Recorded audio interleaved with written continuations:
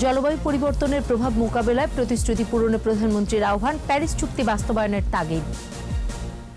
বঙ্গবন্ধুর ভাস্কর্য ভাঙচুরের প্রতিবাদে দেশজুড়ে সমাবেশ, স্বাধীনতা বিরোধী ষড়যন্ত্র প্রতিহতের অঙ্গীকার। মাস্তান চক্রের জন্মদাতা বিএনপি বললেন ওবায়দুল কাদের, ক্ষমতায় থাকতে ধর্মকে ব্যবহারের অভিযোগ। পদ্মায় রেল লিংক প্রকল্পের অগ্রগতি ৫৮%, সেতু ঘিরে দর্শনার্থীদের উচ্ছ্বাস। কুয়াশা থাকবে আরো ২-৩ দিন বলছে আবহাওয়া অফিস, মাসের শেষে শৈত্যপ্রবাহ।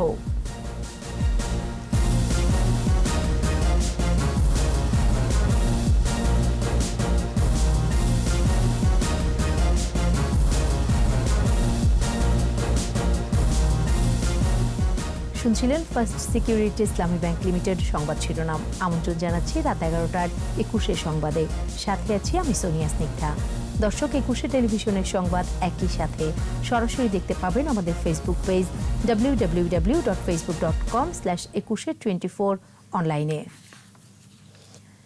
জলবায়ু পরিবর্তনের বিরূপ প্রভাব মোকাবেলায় অর্থায়নের পাশাপাশি প্রতিশ্রুতিবদ্ধ প্রশমন ব্যবস্থা নিতে উন্নত দেশগুলোকে এগিয়ে আসার আহ্বান জানিয়েছেন প্রধানমন্ত্রী শেখ হাসিনা। বলেছেন, ঐতিহাসিক প্যারিস চুক্তির ৫ম বর্ষেও দুঃখজনকভাবে চুক্তিতে নির্ধারিত লক্ষ্যগুলো পূরণের ধারের কাছেও পৌঁছা যায়নি। আরও জানাচ্ছেন দুলি মল্লিক। প্যারিস চুক্তির ৫ম বার্ষিকী উপলক্ষে ভার্চুয়াল সামিট। এই আয়োজনে প্রধানমন্ত্রী শেখ হাসিনা বলেন, দুর্ভাগ্যজনকভাবে চুক্তিতে নির্ধারিত লক্ষ্যগুলো আজও পরিপূর্ণভাবে বাস্তবায়ন হয়নি।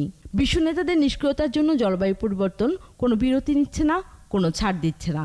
The reality is that the climate change is neither going to take a break nor it will spare us from its adverse impact for our inaction.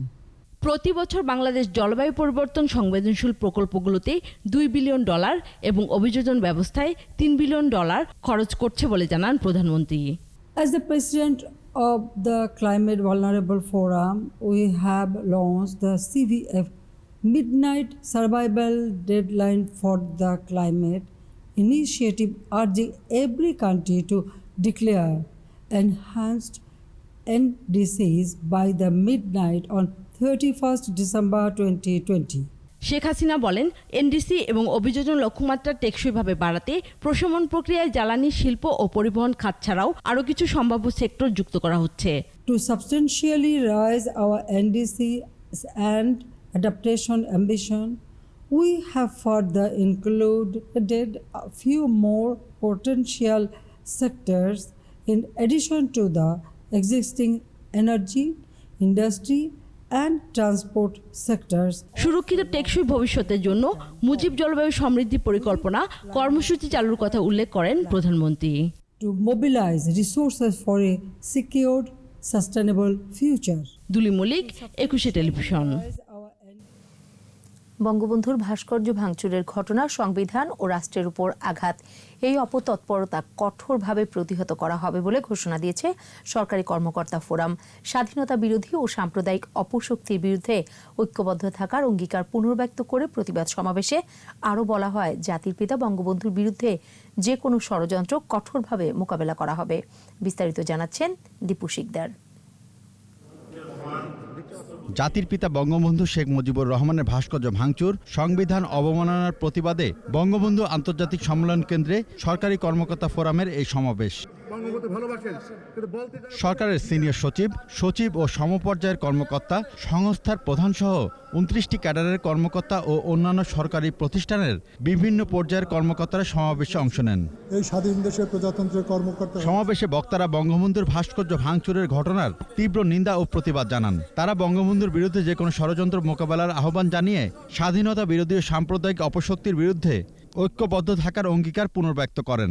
আমরা বাংলাদেশের ২৯টি ক্যাডারের সকল কর্মকর্তা এখানে উপস্থিত হয়ে জাতির কাছে প্রতিজ্ঞা করছি যে আমরা আমাদের জীবদ্দশায় কোনো রকমের অন্যায়, জাতির পিতার অসম্মান হবে সেটা আমরা হতে দেব না। বঙ্গবন্ধু ও দেশের বিরুদ্ধে অপপ্রচারকারীদের দৃষ্টান্তমূলক শাস্তি নিশ্চিত করার আহ্বান জানানো হয় সমাবেশ থেকে। বঙ্গবন্ধু দেশ ও মানচিত্র দিয়েছেন, তার উপর হামলা সংবিধান ও রাষ্ট্রের উপর হামলা, বলেন বক্তারা। প্রতিজ্ঞাবদ্ধ হতে চাই যে এ ধরনের কোনো অপচেষ্টা আমরা আমাদের কলম দিয়ে আমাদের যেখানে যে পর্যায়ে কর্মরত আছি সর্বশক্তি দিয়ে আমরা রুখে দিব। এবং ইসলামের যে ভার্সনটি আমাদের দেশে আছে শান্তিপ্রিয়, তাহলে আপনারা এই এক শ্রেণীর লোকজন কার ইশারায়, কোন ইঙ্গিতে, কার লক্ষ্য, কোন এজেন্ডা বাস্তবায়নের জন্য আপনারা আমার দেশটাকে মৌলবাদী চরিত্রের তকমা আটানোর চেষ্টা করছেন? বক্তারা আরও বলেন, বঙ্গবন্ধু জন্ম না হলে বাংলাদেশে জন্ম হতো না, আর বাংলাদেশ না হলে এত ক্যাডার সার্ভিস হতো না। ভবিষ্যতে শুধু আঙ্গুল নয়, চুলের উপর যেন কেউ আঘাত হানতে না পারে। আমি তাদের প্রতি আমার তীব্র ঘৃণা প্রকাশ করছি। একটা ভাস্কর্য তৈরি করা এটা কোনোভাবেই মূর্তিও নয় এবং এটা পূজার উদ্দেশ্যে করা হয় না। বঙ্গবন্ধুকে তার যথাযোগ্য মর্যাদা দিব, তার সম্মান দিব। জাতির পিতার সম্মান রাখিব অম্লান, এই স্লোগান সামনে রেখে আয়োজিত এই সমাবেশ থেকে আরও বলা হয়, স্বাধীনতা, সার্বভৌমত্ব, বঙ্গবন্ধু এসব নিয়ে বিতর্কের কোনো সুযোগ নেই। বাংলাদেশের একটি অংশ তাকে অবমাননা করছে। দীপু শিকদার, 21 টেলিভিশন, ঢাকা। এদিকে বঙ্গবন্ধুর অবমাননাকারীদের প্রতিহত করার ঘোষণা দিলেন ব্যবসায়ীরা। রাজধানী ঢাকা সহ সারা দেশে বিসিসিআইয়ের মানববন্ধন ও প্রতিবাদ সভায় তারা বলেন, দেশের উন্নয়ন অগ্রগতি ঠেকাতে ব্যর্থ হয়ে বিএনপি জামায়াত চক্র ধর্মান্ধ গোষ্ঠীর উপর ভর করেছে। মেহেদী হাসানের রিপোর্ট। বঙ্গবন্ধুর ভাস্কর্য ছুঁড়ে ফেলার হুমকি, তারপর রাতের আধারে কুষ্টিয়ায় ভাস্কর্য ভাঙচুর। এরপর থেকে ক্ষোভে উত্তাল গোটা দেশ, বসে নেই ব্যবসায়ী সমাজও। ঘটনার প্রতিবাদে শনিবার দেশজুড়ে মানববন্ধন ও প্রতিবাদ কর্মসূচি পালন করে ব্যবসায়ীদের শীর্ষ সংগঠন এফবিসিসিআই। সব জেলায় অনুষ্ঠিত হয় মানববন্ধন সহ প্রতিবাদ কর্মসূচি। সকালে রাজশাহী, রংপুর, সাতক্ষীরা, পঞ্চগড়, ময়মনসিংহ সহ প্রতিটি জেলা শহরেই জেলা চেম্বারের উদ্যোগে অনুষ্ঠিত হয় এ প্রতিবাদ কর্মসূচি। জাতির পিতার ভাস্কর্য নিয়ে এরকম দৃষ্টতা দেখানোর মতো ৭১-এর পরাজিত শক্তি ছাড়া আর কারো এটা করতে পারে না। এই দেশটাকে জন্ম দিয়েছে বঙ্গবন্ধু। বঙ্গবন্ধুর কথা কিন্তু আপনারা বলেছেন, বুঝতে পারবেন না। মূল কর্মসূচি ছিল রাজধানীর মতিঝিলের এফবিসিসিআই কার্যালয়ের সামনে। সহযোগী প্রতিটি চেম্বার ও অ্যাসোসিয়েশনের নেতারা অংশ নেন এই মানববন্ধন ও প্রতিবাদ কর্মসূচিতে। বঙ্গবন্ধুকে আঘাত করা মানে দেশকে আঘাত করা, এদেশের স্বাধীনতাকে আঘাত করা। যখন বঙ্গবন্ধুকে অবমাননা করা হয়, কটূক্তি করা হয়, আমাদের রক্তে সেই ৭১-এর সেই চেতনা আবার জাগ্রত হয়। আজও ষড়যন্ত্র করছে। ওরা এখন করছে কিভাবে? ধর্মের নামে। এফবিসিসিআই সভাপতি বলেন, বিএনপি জামায়াতের সব ষড়যন্ত্র যখন ব্যর্থ, তখন তারা ভর করেছে ধর্মান্ধদের উপর। ব্যবসায়ী সমাজ তাদের এই ষড়যন্ত্র সফল হতে দেবে না। বিএনপি জামাতে ২০ দলীয় জোটের অংশ নেতৃবৃন্দ, আমাদের সম্মানিত আলেম সমাজের লিবাসের আড়ালে আমাদের স্বাধীনতাকে প্রশ্নবিদ্ধ করার চেষ্টা করছে। আমরা বেসরকারি খাত থেকে এর তীব্র নিন্দা জানাই এবং প্রতিবাদ জানাই। কোনো ষড়যন্ত্র চক্রান্ত বাংলাদেশের অগ্রগতি ঠেকিয়ে রাখতে পারবে না বলেও উল্লেখ করেন তিনি। মেহেদী হাসান, 21 টেলিভিশন, ঢাকা। বিএনপি ক্ষমতার মোহে জন্মলগ্ন থেকে মানবতাবিরোধী অপরাধ করছে, মাস্তান চক্রের জন্ম দিয়েছে বলে মন্তব্য করেছেন আওয়ামী লীগ সাধারণ সম্পাদক ওবায়দুল কাদের। আওয়ামী লীগের আরেক নেতা ডক্টর হাসান মাহমুদ বলেছেন, পদ্মা সেতু প্রসঙ্গে বিএনপি এবং টিআইবি এখন লজ্জায় নীরব হয়ে গেছে। রিপোর্টে আরও জানাচ্ছেন আকবর হোসেন সুমন। বগুড়া জেলার আদমদীঘি উপজেলা সম্মেলনে ভার্চুয়ালি যুক্ত হন আওয়ামী লীগের সাধারণ সম্পাদক ওবায়দুল কাদের।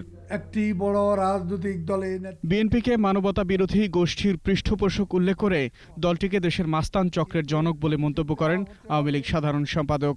জন্মলগ্ন থেকে ক্ষমতার বয়ে ধারাবাহিকভাবে মানবতা বিরোধী অপরাধ তারা করে আসছে।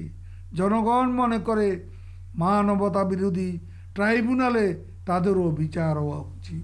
এদিকে সংবাদ সম্মেলনে পদ্মা সেতু নিয়ে বিএনপি ও টিআইবির দেওয়া বক্তব্যের সমালোচনা করেন যুগ্ম সাধারণ সম্পাদক ডক্টর হাসান মাহমুদ। পদ্মা সেতু হয়ে যাওয়াতে তারা লজ্জা পেয়েছেন, কারণ সরকারের একটু ভুল দেখলে বা দেশের বিরুদ্ধে কোনো যদি কথা বিদেশিরা কেউ উচ্চারণ করে, যেই আওয়াজে বিদেশিরা বলে তার চেয়ে 10 গুণ আওয়াজে তারা কথা বলেন, কিন্তু দেশের এই অগ্রগতিতে তাদের কোনো কথা নাই।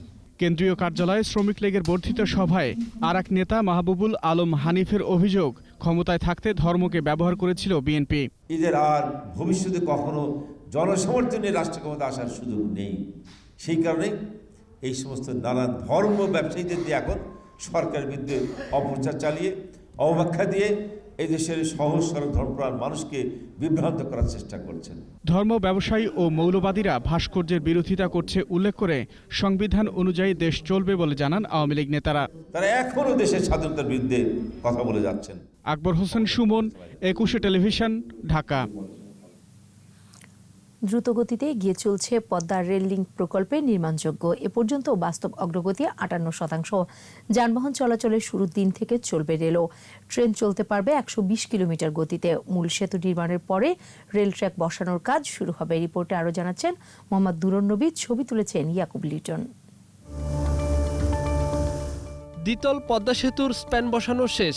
রেল সংযোগ স্থাপনে মাওয়া, জাজিরা ও ভাঙ্গা এই অংশে 41 কিলোমিটার রেলপথ নির্মাণে দেওয়া হচ্ছে সর্বোচ্চ অগ্রাধিকার।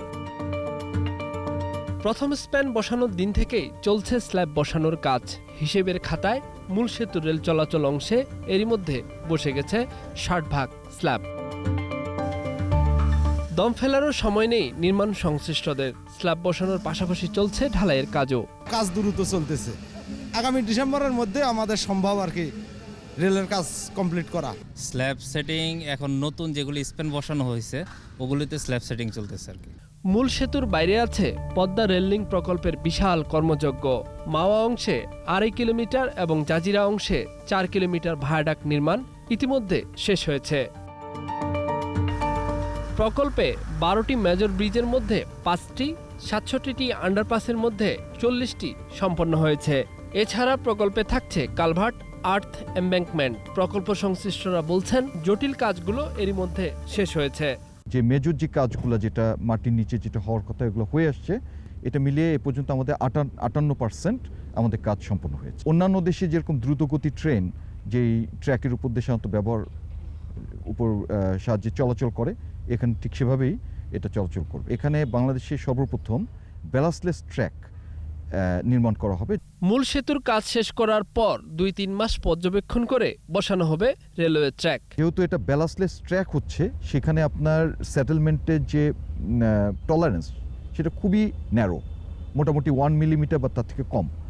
তো সেই ক্ষেত্রে, এবং এটা যেহেতু একটা পার্মানেন্ট স্ট্রাকচার, সেটা ক্ষেত্রে আমরা কোনো রকম সেটেলমেন্ট গ্রহণযোগ্য না।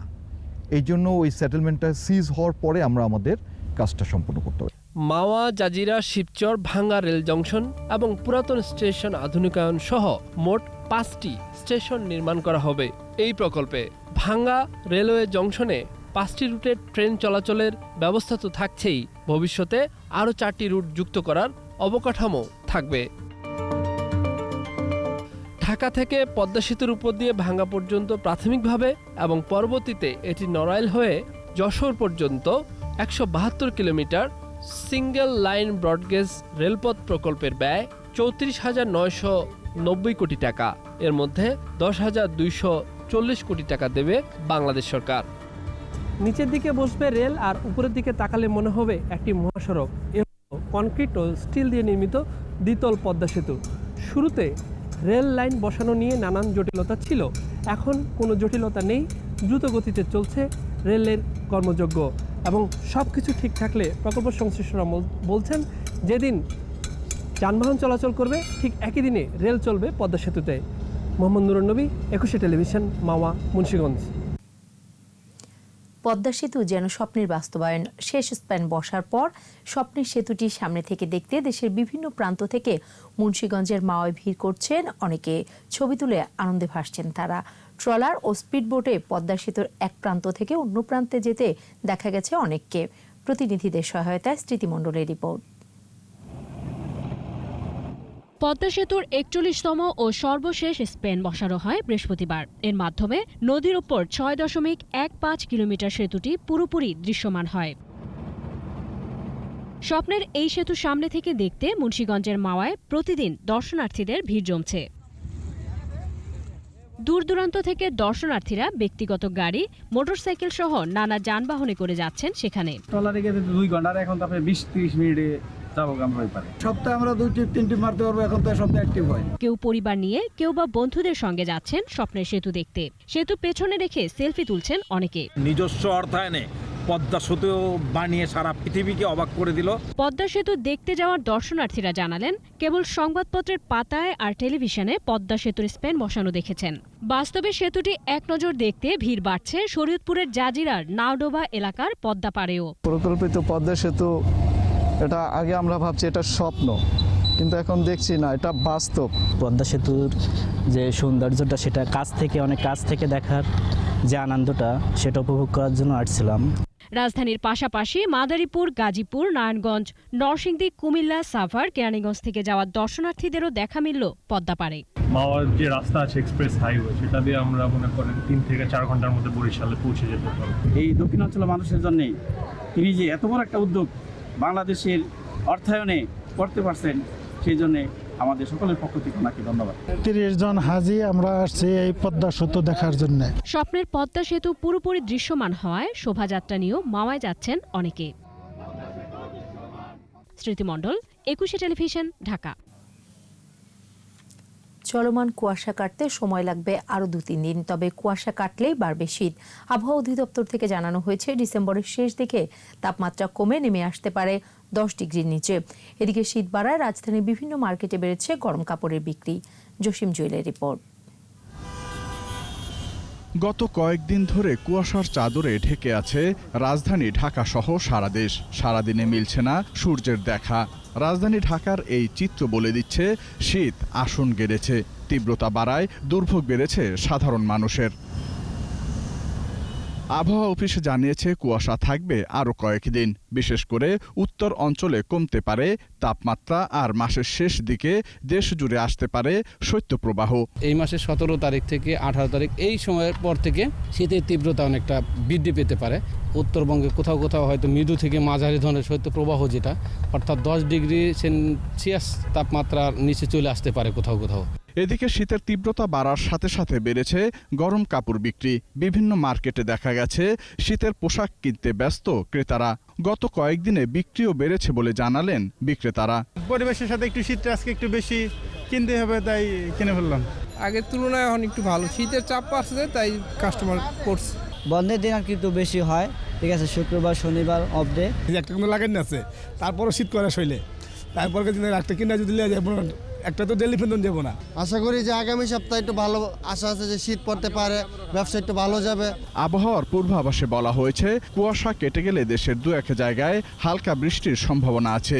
বৃষ্টির পর বাড়বে শীতের তীব্রতা। জসিম জুয়েল, 21 টেলিভিশন, ঢাকা। নিচ্ছি বিরতি। নো মাস্ক নো সার্ভিস বিধি মেনে চলুন, সুস্থ থাকুন। যখন ফিরছি তখন অন্যান্য খবরের সঙ্গে আরও থাকবে। দেশে করোনায় মৃত্যু 7,000 ছাড়লো, বছরের শুরুতেই আসছে ভ্যাকসিন, জানালেন স্বাস্থ্যমন্ত্রী। পৌর নির্বাচনে প্রতি আসনে নৌকা প্রতীক প্রত্যাশী 10 জন, দলের সিদ্ধান্ত মেনে নেওয়ার অঙ্গীকার। আবারও আমন্ত্রণ রাত 11টার 21 সংবাদে। ডিজিটাল বাংলাদেশের কারণে করোনা পরিস্থিতির মধ্যেও অর্থনীতির চাকা সচল রয়েছে বলেছেন প্রধানমন্ত্রীর তথ্য ও প্রযুক্তি বিষয়ক উপদেষ্টা সজীব ওয়াজেদ জয়।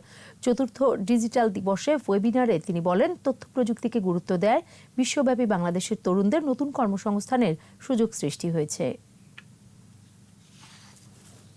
যখন এই মহামারী আরম্ভ হয়, 2 মাসের উপর আমাদের দেশকে বন্ধ করে দিতে হয়, তবে আমাদের সরকারি কার্যক্রম কিন্তু থামে নাই। তখন আমরা সম্পূর্ণ নথিতে চলে যাই, ভিডিও কনফারেন্সিং এ চলে যাই। এই যে ডিজিটাল সিস্টেম আমরা করেছি, তাতে আমাদের দেশ চলতে থাকে, কোনো বাধা পড়ে না।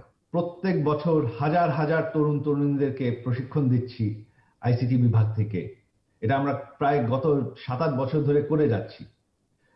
তো এখন একটি গ্রামে বসে কিন্তু একটি ছেলে অনলাইন ফ্রিল্যান্সিং করে সে মার্কিন ডলার কামাই করছে। করোনা সংক্রমণের 280তম দিনে মৃতের সংখ্যা 7,000 ছাড়িয়েছে। একদিনে মারা গেছেন 34 জনের মধ্যে ঢাকা বিভাগে মারা গেছেন 24 জন। স্বাস্থ্য অধিদপ্তরের তথ্য অনুযায়ী 24 ঘন্টায় 140টি ল্যাবে করোনা পরীক্ষা হয়েছে 12,630। এর মধ্যে করোনা শনাক্ত হয়েছে 1,329 জন।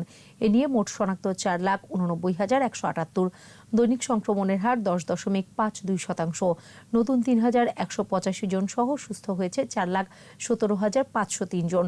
দেশে করোনায় মৃত্যুর হার 1.44, সুস্থতার হার 85.35%। এদিকে নতুন বছরের প্রথম সপ্তাহেই দেশে অক্সফোর্ডের করোনা ভ্যাকসিন অ্যাস্ট্রাজেনেকা আসবে বলে জানিয়েছেন স্বাস্থ্যমন্ত্রী জাহিদ মালেক। সকালে রাজধানীর মহাখালীতে বিসিপিএস মিলনায়তনে ক্যাম্পেইনের উদ্বোধনী অনুষ্ঠানে কথা বলেন স্বাস্থ্যমন্ত্রী। করোনা প্রতিরোধে সবাইকে স্বাস্থ্যবিধি মেনে চলারও পরামর্শ দেন মন্ত্রী। আর স্বাস্থ্য সচিব আব্দুল মান্নান বলেন, ভ্যাকসিনের সংগ্রহে সরকারের সময়োচিত উদ্যোগের কারণেই দেশের 27% মানুষ টিকার আওতায় আসছে। করোনা মহামারী মোকাবেলায় দেশের 4,90,00,000 করোনার টিকার ব্যবস্থা হয়েছে বলে জানান সচিব।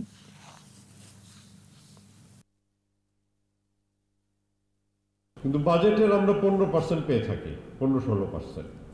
এটা আরও বেশি প্রয়োজন। এবং আপনারা জানেন যে আউট অফ পকেট এক্সপেন্স, যেটা আমাদের একটা বিরাট চ্যালেঞ্জ, 67% এখন আউট অফ পকেট এক্সপেন্স। তার 40%-এর বেশি যায় হলো মেডিসিনে, অর্থাৎ মেডিসিনে অনেক খরচ বেশি হচ্ছে। আসন্ন পৌরসভা নির্বাচনে প্রতি আসনে আওয়ামী লীগের নৌকা প্রতীক প্রত্যাশী অন্তত 10 জন। এমন হারে মনোনয়ন ফর্ম সংগ্রহ করেছেন মনোনয়ন প্রত্যাশীরা। মনোনয়নের বিষয়ে সকলেই আত্মবিশ্বাসী, তবে আশ্বাস দিয়েছেন দল যাকে মনোনয়ন দেবেন তার পক্ষেই সমর্থন থাকবে। বিস্তারিত জানাচ্ছেন আকবর হোসেন সুমন। ধানমন্ডিতে আওয়ামী লীগ সভাপতির রাজনৈতিক কার্যালয়ে এই দৌড়ঝাঁপ পৌরসভা নির্বাচনে মনোনয়ন প্রত্যাশীদের। তফসিল ঘোষণার পর মনোনয়ন বোর্ডের সিদ্ধান্ত অনুযায়ী ফর্ম বিক্রি শুরু করেছে আওয়ামী লীগ। প্রার্থিতার জন্য প্রতি পৌরসভায় অন্তত 10 জন কিনেছেন ফর্ম। নৌকা প্রতীকে নির্বাচিত হয়ে আমরা জগন্নাথপুরকে সেই উন্নয়নের রোল মডেলে আমরা রূপান্তরিত করব। মনোনয়ন যাকেই দেন আমরা তার পক্ষেই থাকব। মনোনয়ন পেলে পিরোজপুর পৌরসভার সকল উন্নয়ন কর্মকাণ্ডে এগিয়ে নিয়ে যাব। এলাকার উন্নয়নে প্রত্যেকের অবস্থান তুলে ধরেছেন প্রার্থীরা। যেখানে শুল্কবাতে অনেক মাদক দ্রব্যের ব্যবসা বাণিজ্য চলে, ওগুলো মুক্ত করে ছাড়বো ইনশাল্লাহ। দল যাকে মনোনয়ন দেয়, আমি দলের একজন কর্মী হিসাবে দলের সিদ্ধান্তের মধ্যে আমি থেকে আগামী রাজনীতি করতে চাই। এ পর্যন্ত 300-র বেশি মনোনয়ন বিক্রি হয়েছে কার্যালয় থেকে। আকবর হোসেন সুমন, 21 টেলিভিশন, ঢাকা। আবারও ভাস্কর্য ভাঙচুরের প্রতিবাদের খবর। জাতির পিতা বঙ্গবন্ধু শেখ মুজিবুর রহমানের অবমাননা ও ভাস্কর্য ভাঙচুরের প্রতিবাদে বিভিন্ন জেলাতে সমাবেশ ও মিছিল করেছে সরকারি কর্মকর্তা কর্মচারীরা। সমাবেশ থেকে বঙ্গবন্ধুকে নিয়ে যে কোনো ষড়যন্ত্র মেনে নেওয়া হবে না বলে হুঁশিয়ারি দেওয়া হয়। জড়িতদের দৃষ্টান্তমূলক শাস্তির দাবিও জানানো হয়। 21-এর প্রতিনিধিদের সহায়তায় রত্না জামানের রিপোর্ট। বঙ্গবন্ধুর ভাস্কর্য নিয়ে অপপ্রচারের প্রতিবাদে চট্টগ্রামে প্রতিবাদ সমাবেশ করেছেন বিচারক, পুলিশ সহ প্রশাসনের সর্বস্তরের কর্মকর্তারা। নগরীর দামপাড়া থেকে মানববন্ধন মিছিল শুরু হয়। পরে জেলা শিল্পকলা একাডেমিতে সমাবেশ হয়। বাংলাদেশের অস্তিত্বের প্রতি আঘাত। এ সময় তারা জাতির পিতার ভাস্কর্য এবং তার সম্মান রক্ষার দৃঢ় প্রত্যয় ব্যক্ত করেন। বরিশালের সার্কিট হাউস চত্বর থেকে বিভাগীয় কমিশনার ডক্টর অমিতাভ সরকারের নেতৃত্বে প্রতিবাদ মিছিল বের হয়। পরে অশ্বিনী কুমার হল চত্বরে বঙ্গবন্ধুর ভাস্কর্য ভাঙার প্রতিবাদে সমাবেশ হয়। রংপুর টাউন হলে জেলা ও বিভাগীয় সরকারি কর্মকর্তাদের প্রতিবাদ সমাবেশ হয়েছে। বঙ্গবন্ধুর ভাস্কর্য ভাঙচুরকারী ও তাদের ইন্ধনদাতাদের বিরুদ্ধে কঠোর আইনগত ব্যবস্থা নেওয়ার আহ্বান জানানো হয় সমাবেশে।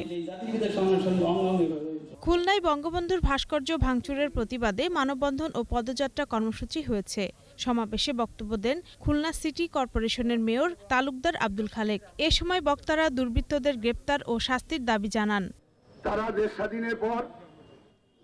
সিলেট বিভাগ ও জেলা পর্যায়ের সরকারি কর্মকর্তারা প্রতিবাদ সমাবেশ করেন কবি নজরুল অডিটোরিয়ামে। বঙ্গবন্ধু শেখ মুজিবুর রহমানের ভাস্কর্য ভাঙা ও অবমাননার প্রতিবাদে গাজীপুরে মানববন্ধন হয়েছে। কুষ্টিয়া জেলা প্রশাসকের কার্যালয়ে বঙ্গবন্ধুর মুরালের সামনে প্রতিবাদ সভা ও সমাবেশ করেছে সকল সরকারি দপ্তরের কর্মকর্তা ও কর্মচারীরা। এছাড়া বঙ্গবন্ধুর ভাস্কর্য ভাঙচুরের প্রতিবাদে গোপালগঞ্জ, বগুড়া, ব্রাহ্মণবাড়িয়া, চুয়াডাঙ্গা, ঝিনাইদহ, ভোলা সহ বিভিন্ন জেলার সকল পর্যায়ের কর্মকর্তা ও কর্মচারীরা বিক্ষোভ সমাবেশ করেছে। এ সময় বক্তারা বঙ্গবন্ধুর ভাস্কর্য ভাঙচুরকারী ও ইন্ধনদাতাদের দৃষ্টান্তমূলক শাস্তির দাবি জানান। রত্না জামান, 21 টেলিভিশন। বিজয়ের মাসে আমাদের বিশেষ আয়োজন জয় বাংলা।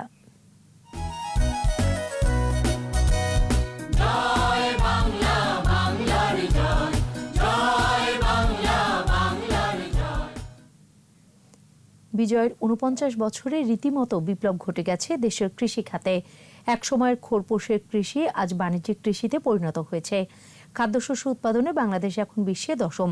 জিডিপিতে অবদান প্রায় ১৪%। সাফল্যের পেছনে আছে গবেষণা এবং সরকারের সময়োপযোগী সিদ্ধান্ত। কৃষিকে আরও এগিয়ে নিতে যান্ত্রিকীকরণের তাগিদ কৃষি অর্থনীতিবিদদের। মফির রহমানের রিপোর্ট।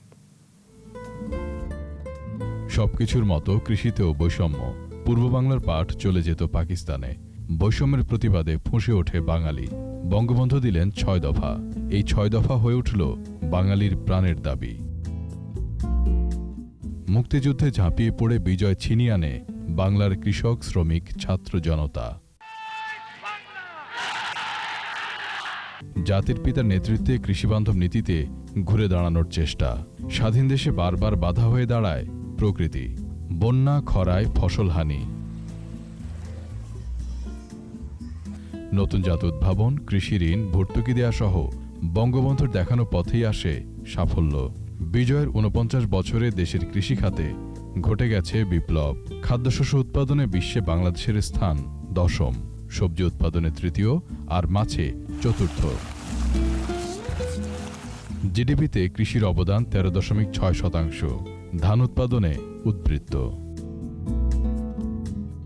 ফল উৎপাদনও বেড়েছে। আম উৎপাদনে বাংলাদেশ বিশ্বে ৭ম এবং পেয়ারায় ৮ম। এই সাফল্যের পেছনে কাজ করেছে সারের দাম কমানোর পাশাপাশি সেচে ভর্তুকির সিদ্ধান্ত। উন্নয়ন অগ্রযাত্রায় একটি বড় অধ্যায় জুড়ে আছে কৃষিখাত। কৃষিক্ষেত্রে যে গবেষণা, তার একটা বড় ভূমিকা আছে। গবেষণার সাথে সম্প্রসারণ এবং কৃষকদের একটা প্রোঅ্যাক্টিভ রোল। পরিবেশের পরিবর্তনের সাথে সাথে যেমন আমার উত্তরবঙ্গে খরা, দক্ষিণবঙ্গে লবণাক্ততা, ওই ভ্যারাইটিগুলো কিন্তু এখানে অ্যাডপশন বেড়ে যাচ্ছে। তো টেকনোলজিটা এসেছে এবং ফার্মারদের প্রোঅ্যাক্টিভ রোলের জন্য, এবং মার্কেট যেহেতু এখন তার আছে, সে মার্কেট এখন বিক্রি করতে পারে একটা ফসল করে। কৃষিকে আরও এগিয়ে নিতে যান্ত্রিকীকরণে নজর দেওয়ার পরামর্শ কৃষি অর্থনীতিবিদদের। স্বাধীনতার পর বঙ্গবন্ধু সরকার উদারভাবে কৃষিক্ষেত্রে সাহায্য সহায়তা দিয়েছিলেন। ভর্তুকির পরিমাণ ৫০%-রও বেশি ছিল। পানি সেচের জন্য যথেষ্ট সুযোগ সুবিধা বৃদ্ধি করেছিলেন এবং বাংলাদেশের কৃষি বিজ্ঞানীরা সবচেয়ে বেশি পরিমাণে বিভিন্ন ফসলের নতুন জাত উদ্ভাবন করেছে এবং জাত উদ্ভাবনের দিক থেকে বিশ্বে বাংলাদেশের বিজ্ঞানীদের স্থান প্রথমে রয়েছে। আধুনিক কৃষি ব্যবস্থাপনা সম্পর্কে কৃষকদের জানাতে মাঠ পর্যায়ের কৃষি কর্মকর্তাদের আরও সক্রিয় থাকার পরামর্শ বিশেষজ্ঞদের। মফিউর রহমান, 21 টেলিভিশন, ঢাকা। নিচ্ছি বিরতি। নো মাস্ক নো সার্ভিস বিধি মেনে চলুন, সুস্থ থাকুন। যখন ফিরছি তখন অন্যান্য খবরের সঙ্গে আরও থাকবে পোশাক খাতে করোনার দ্বিতীয় ঢেউয়ের প্রভাব, ফের প্রণোদনা চায় বিজিএমইএ। আমন্ত্রণ আবারও রাত 11টার 21 সংবাদে। তৈরি পোশাক শিল্প বাংলাদেশের অর্থনীতির মেরুদণ্ড। করোনার দ্বিতীয় ঢেউয়ের বিরূপ প্রভাব থেকে এই শিল্পকে রক্ষায় নতুন সহায়তার আশ্বাস দিয়েছেন বাণিজ্যমন্ত্রী টিপু মুনশি। এক ভার্চুয়াল আলোচনায় এই আশ্বাস দেন মন্ত্রী। কোভিড সংক্রমণ ও চতুর্থ শিল্প বিপ্লবের কারণে অনেক মানুষের কাজ হারানোর আশঙ্কার কথা উল্লেখ করেন মন্ত্রী পরিষদ সচিব সহ উদ্যোক্তারা। শ্রমিকদের দক্ষতা বাড়ানোর তাগিদ দেন তারা। বিজিএমইএর নতুন ওয়েবসাইট উদ্বোধনের সময় এই মন্তব্য করেন তারা। তৌহিদুর রহমানের রিপোর্ট। গো হিউম্যান গো গ্রিন শীর্ষক আলোচনায় বিজিএমইর সভাপতি টেকসই উন্নয়নের জন্য উদ্ভাবন ও দক্ষতা বাড়ানোর তাগিদ দেন। করোনার ক্ষতি পুষিয়ে আগস্ট সেপ্টেম্বরে রপ্তানি বাড়লেও অক্টোবর নভেম্বরে নেতিবাচক প্রবৃদ্ধি দেখা দেয়। এ অবস্থায় রপ্তানি আদেশও পিছিয়ে দিচ্ছে ক্রেতারা। মানসিক স্বাস্থ্যের উন্নয়ন বিষয়ে ব্যতিক্রমী একটি উদ্যোগ গ্রহণ করেছি আমরা। করোনার দ্বিতীয় ঢেউয়ের আশঙ্কার কথা জানিয়ে মন্ত্রিপরিষদ সচিব বলছেন, এই মহামারীর কারণে প্রতিটি মানুষই ক্ষতিগ্রস্ত।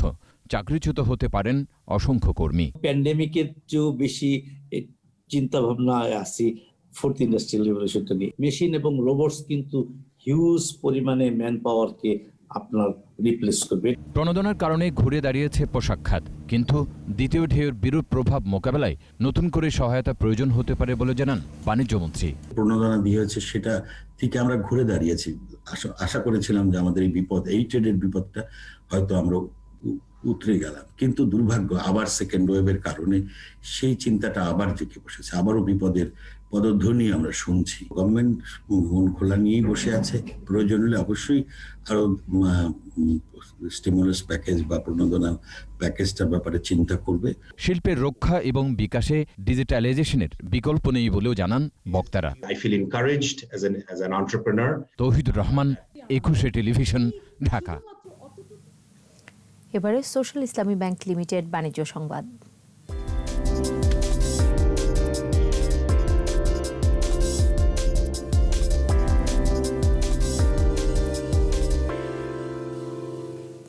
খাদ্য নিরাপত্তা ও অভ্যন্তরীণ বাজার নিয়ন্ত্রণে গম রপ্তানি কমানোর পরিকল্পনা করছে রাশিয়া। চলতি বছরের তৃতীয় প্রান্তিকে রাশিয়ার আটার দাম বেড়েছে 12.9% আর রুটির মূল্য বৃদ্ধি 6.3% বেশি। এমন পরিস্থিতিতে গমের অভ্যন্তরীণ বাজার ঠিক রাখতে রপ্তানি কমাতে চায় মস্কো। আগামী বছরের 15 ফেব্রুয়ারি থেকে 30 জুন পর্যন্ত গম রপ্তানির পরিমাণ 1,75,00,000 টনে রাখার পরিকল্পনা করেছে দেশটি। রাশিয়া বিশ্বের শীর্ষ গম রপ্তানিকারক দেশ। গত বছর দেশটি 3,35,00,000 টন গম রপ্তানি করে।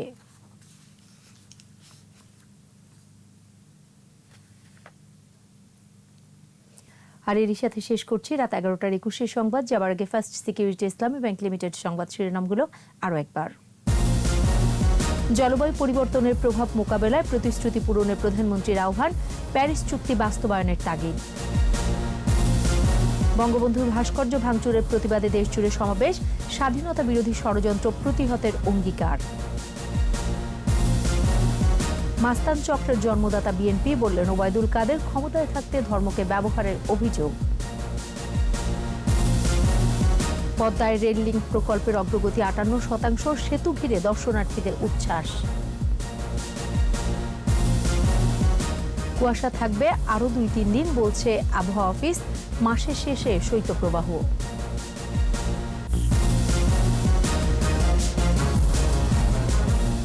সর্বশেষ খবর জানতে ডায়াল করুন 2021 নম্বরে আর ভিজিট করুন 21-tv.com ওয়েবসাইটে। এছাড়া ফেসবুকে লগ অন করতে পারেন facebook.com/2124 অনলাইনে। পরের সংবাদ রাত 1টায় দেখার আমন্ত্রণ রইল। স্বাস্থ্যবিধি মেনে চলুন, সুস্থ থাকুন।